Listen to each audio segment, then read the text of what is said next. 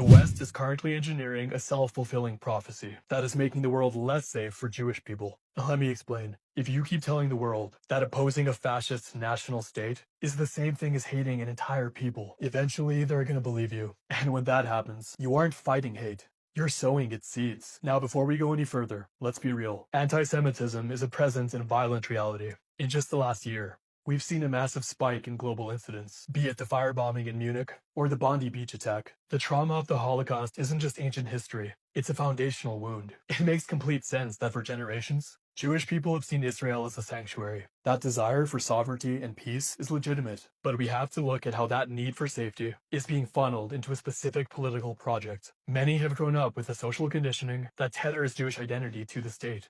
We see this friction with leaders like Jonathan Greenblatt, who frames things like intermarriage as a plague. By treating the diaspora's evolution as a threat, these institutions are choosing ethno-nationalism over actual faith. This conditioning obscures the reality, a melting pot of apartheid and documented war crimes. We've been trained to believe that the only way for one group to be safe is to ensure that their neighbors are perpetually insecure. This is the category error that Professor Mira Sucharov at Carleton University points out. It goes as follows. Judaism is a several thousand-year-old identity. Zionism is a 150-year-old political movement. When you collapse them, you aren't protecting a community. I'd argue you're using the global Jewish community as a rhetorical human shield. You're tethering an ancient identity to the fascist foreign policy of a single state. And this isn't just about safety. It's a geopolitical alliance. Look at the influence of figures like John Hagee or Mike Huckabee, who recently suggested it would be fine if Israel took all the land from Egypt to Iraq. These groups aren't motivated by Jewish well-being. They're motivated by an end-times theology.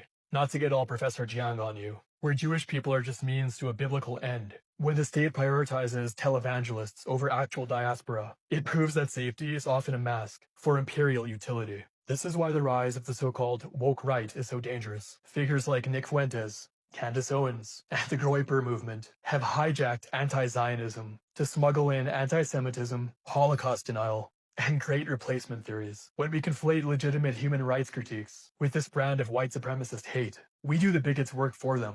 We hand Nick Fuentes and his troll army a bridge to cross into mainstream dissent. For the safety of the Jewish people, we must distinguish between a student at Carleton protesting apartheid and a neo-Nazi targeting their neighbors. We can be 100% committed to fighting actual anti-Semitism, while also being 100% committed to ending our unconditional support for a fascist project. Stop letting the far-right weaponize identity, and stop protecting war crimes. Support Jewish safety.